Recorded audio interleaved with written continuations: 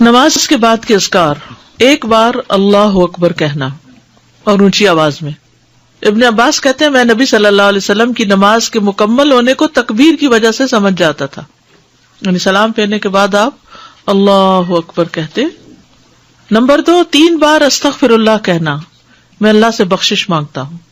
صوبان کہتے ہیں کہ رسول اللہ صلی اللہ علیہ وسلم جب اپنی نماز سے فارغ ہوتے تھے تو 3 مرتبہ استغفار فرماتے۔ ولید کہتے ہیں کہ میں نے اوزائی سے پوچھا آپ استغفار کس طرح فرمایا کرتے تھے، تو انہوں نے کہا آپ اس طرح فرماتے استغفر اللہ استغفر اللہ استغفر اللہ۔ اس کی کیا حکمت ہے نماز کے بعد استغفار کرنے کی؟ استغفار کا مطلب ہے بخشش مانگنا، یعنی اگر کوئی ہم سے غلطی ہو گئی ہے، بھول چوک ہو گئی ہے تو اللہ تعالیٰ اس کو معاف کر دینا اور ہماری نماز قبول کر لینا، غلطی معاف کر کے۔ نمبر 3، اللہم انت السلام ومنک السلام تبارکت ذی الجلال والاکرام۔ اس کے بعد تسبیحات، 33 بار سبحان اللہ، 33 بار الحمدللہ، 33 بار اللہ اکبر، اور 100 پورا کرنے کے لیے لا الہ الا اللہ وحدہ لا شریک لہ لہ الملک و لہ الحمد وہو علی کل شیء قدیر۔ ابو ہریرہ رضی اللہ عنہ سے روایت ہے کہ جس نے ہر نماز کے بعد 33 مرتبہ سبحان اللہ، 33 مرتبہ الحمدللہ اور 33 مرتبہ اللہ اکبر کہا تو یہ 99 کلمات ہو گئے، اور 100 کا عدد پورا کرنے کے لیے لا الہ الا اللہ وحدہ لا شریک لہ لہ الملک و لہ الحمد وہو علی کل شیء قدیر کہہ لیا تو اس کے سارے گناہ معاف کر دیے جائیں گے، اگرچہ وہ سمندر کی جھاگ برابر ہوں۔ 1.5 منٹ لگتا ہے، 1.25 منٹ لگتے ہیں جس میں آپ یہ سارا عمل کر سکتے ہیں، اور اللہ سبحانہ وتعالیٰ کو وہ عمل زیادہ پسند ہے جو روزانہ کیا جائے، ادومہا، دوام سے کیا جائے، اللہ کہ کوئی مجبوری ہو۔ اس میں آپ دیکھیے نماز پڑھ لی آپ نے 10 منٹ میں، فرض پڑھ لیے تو یہ 2 منٹ میں کیا مشکل ہے، 2 سے بھی کم منٹ لگتے ہیں۔ بعض روایات میں اللہ اکبر 34 بار پڑھنے کا بھی آتا ہے۔ یہ تسبیحات 10 دفعہ بھی پڑھی جا سکتی ہیں۔ عبداللہ ابن عمر سے مروی ہے کہ نبی صلی اللہ علیہ وسلم نے فرمایا 2 خصلتیں یا 2 عادتیں ایسی ہیں کہ اگر کوئی مسلمان بندہ ان کی پابندی کر لے تو جنت میں داخل ہوگا۔ پابندی اور وہ بہت آسان ہے مگر ان پر عمل کرنے والے بہت کم ہیں۔ ایک یہ ہے کہ ہر نماز کے بعد 10 مرتبہ سبحان اللہ، 10 مرتبہ الحمدللہ اور 10 مرتبہ اللہ اکبر کہے تو زبان کی ادائیگی کے اعتبار سے 150 بار ہے، یعنی ساری نمازوں میں، مجموعی طور پر 5 نمازوں کے بعد، اور ترازو میں 1500 ہوں گے۔ اور جب سونے کے لیے اپنے بستر پر آئے تو 34 بار اللہ اکبر، 33 بار الحمدللہ اور 33 بار سبحان اللہ کہے۔ زبان کی ادائیگی کے اعتبار سے تو یہ 100 ہے، مگر میزان میں یہ تسبیحات 1000 ہوں گی۔ رات کو جو سوتے ہوئے پڑھے جاتے تسبیحات فاطمہ، سب تھکاوٹ اتارنے کے لیے۔ یقیناً میں نے رسول اللہ صلی اللہ علیہ وسلم کو دیکھا، آپ انہیں اپنے ہاتھ سے شمار کرتے تھے۔ صحابہ نے پوچھا اللہ کے رسول یہ کیسے ہے کہ یہ آسان عمل ہے مگر ان پر عمل کرنے والے تھوڑے ہیں؟ آپ نے فرمایا سوتے وقت میں کسی کے پاس شیطان آ جاتا ہے اور پہلے اس سے کہ وہ تسبیح پوری کرے وہ اسے سلا دیتا ہے، اور اسی طرح اس کی نماز میں شیطان آ جاتا ہے اور یہ تسبیحات پڑھنے سے پہلے ہی کوئی کام یاد دلا دیتا ہے۔ 25 بار تسبیحات پڑھنا، یعنی یہ بھی جائز ہے، ٹھیک ہے۔ آیت الکرسی، جنت میں جانے کا راستہ۔ رسول اللہ صلی اللہ علیہ وسلم نے فرمایا جو شخص ہر فرض نماز کے بعد آیت الکرسی پڑھے اس کو موت کے علاوہ کوئی چیز جنت میں جانے سے نہیں روک سکتی۔ سبحان اللہ۔ یعنی نماز پڑھی اور نماز کے بعد آیت الکرسی پڑھ کے آپ دیکھیے کتنی دیر لگتی ہے، شاید ہارڈلی منٹ بھی نہ لگتا ہو، اور یہ سب سے افضل آیت ہے۔ اس کے پڑھنے سے ایک محافظ آ جاتا ہے اور شیطان قریب بھی نہیں پٹکتا، جنات سے بچانے والی آیت ہے۔ یہ وہ آیت جو سورۃ البقرہ میں ہے، اسے کوئی شام کو پڑھے گا تو صبح تک پناہ میں رہے گا، جو صبح پڑھے گا شام تک ہم سے پناہ میں رہے گا، یعنی جنات سے۔ معوذات، سورۃ الاخلاص، سورۃ الفلق، سورۃ الناس، یہ بھی ایک بار پڑھنا ہوتی ہے نماز کے اذکار میں۔ عقبہ بن عامر کہتے ہیں کہ رسول اللہ صلی اللہ علیہ وسلم نے مجھے حکم دیا تھا کہ میں ہر نماز کے بعد معوذات پڑھا کروں۔ ربی اعنی علی ذکرک و شکرک و حسن عبادتک۔ معاذ بن جبل کہتے ہیں کہ رسول اللہ صلی اللہ علیہ وسلم نے میرا ہاتھ پکڑا اور فرمایا میں تم سے محبت رکھتا ہوں اے معاذ. میں نے عرض کیا میں بھی آپ سے محبت کرتا ہوں یا رسول اللہ. تو رسول اللہ صلی اللہ علیہ وسلم نے فرمایا تم پابندی سے ہر نماز میں یہ دعا مانگا کرو رب اعنی علی ذکرک و شکرک و حسن عبادتک. اور آپ نے یہ ان کو وصیت کی تھی کہ کبھی نہ چھوڑنا اس کو. لا الہ الا اللہ وحدہ لا شریک لہ لہ الملک و لہ الحمد وہو علی کل شیء قدیر. 3 بار. لا الہ الا اللہ وحدہ لا شریک لہ لہ الملک و لہ الحمد وہو علی کل شیء قدیر.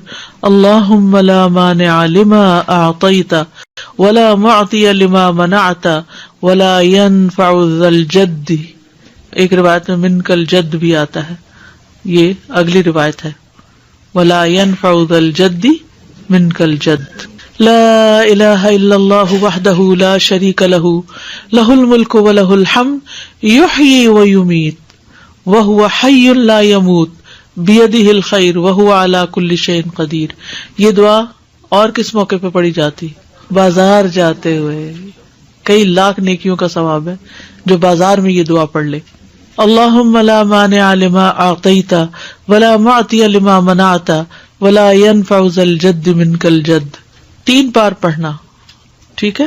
یعنی لا الہ الا اللہ وحدہ 3 بار اور پھر اللہم لا مانع. لا الہ الا اللہ وحدہ لا شریک لہ لہ الملک و لہ الحمد وہو علی کل شیء قدیر. لا حول ولا قوة الا باللہ. لا الہ الا اللہ ولا نعبد الا ایاہ لہ النعمۃ ولہ الفضل ولہ الثناء الحسن. لا الہ الا اللہ مخلصین لہ الدین ولو کرہ الکافرون. رب قنی عذابک یوم تبعث عبادک. اے رب مجھے اس دن کے عذاب سے بچانا جس دن تو اپنے بندوں کو اٹھائے گا. پھر ہے اللہم انی اعوذ بک من الکفر والفقر وعذاب القبر. کفر، فقر اور عذاب قبر سے تیری پناہ میں آتا ہوں اے اللہ. پھر اللہم اغفر لی ما قدمت وما اخرت وما اسررت وما اعلنت وما اسرفت وما انت اعلم به منی انت المقدم وانت المؤخر لا الہ الا انت. یہ اگلے پچھلے ظاہری باطنی سب گناہوں کی معافی کا اعلان ہے اس میں. سبحانک اللہم وبحمدک استغفرک واتوب الیک. اچھے عمل پہ مہر لگانے والے کلمات ہیں یہ. یعنی جو شخص کسی مجلس میں بیٹھے پھر اس سے کچھ غلط باتیں ہو جائیں تو جب یہ کلمات آخر میں پڑھے گا تو وہ معاف ہو جائیں گے، کفارہ ہو جائے گی اس مجلس کا. رب اغفر لی وتب علی انک انت التواب الغفور. ایک انصاری صحابی کہتے کہ میں نے رسول اللہ صلی اللہ علیہ وسلم کو نماز کے بعد یہ دعا 100 دفعہ پڑھتے ہوئے سنا. رب اغفر لی وتب علی انک انت التواب الغفور. پھر اللہم انی اعوذ بک من الجبن واعوذ بک ان ارد الی ارذل الامور واعوذ بک من فتنۃ الدنیا واعوذ بک من عذاب القبر. پھر ہے اللہم اغفر لی وارحمنی واہدنی وارزقنی. فجر کی فرض رکعات کے بعد کے اذکار سبحان اللہ 100 بار، لا الہ الا اللہ 100 بار، ٹھیک ہے؟ 100 دفعہ والے 2 اذکار. ابو ہریرہ کہتے ہیں کہ رسول اللہ صلی اللہ علیہ وسلم نے فرمایا جو صبح کی نماز کے بعد 100 دفعہ سبحان اللہ اور 100 دفعہ لا الہ الا اللہ پڑھے اس کے گناہ معاف ہو جائیں گے اگرچہ وہ سمندر کی جھاگ کے برابر ہوں. سلام کے بعد تشہد کی حالت میں کسی سے بات کیے بغیر ذکر کرنا، کسی سے بات کیے بغیر ذکر کرنا.